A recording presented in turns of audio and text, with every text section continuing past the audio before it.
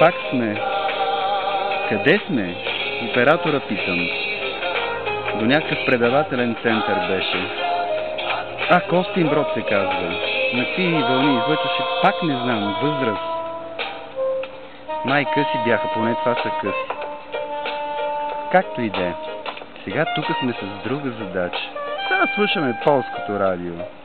Но има нова станция. Ще видим коя е тя. To warto wiedzieć, tego warto posłuchać. Айде, послухачи.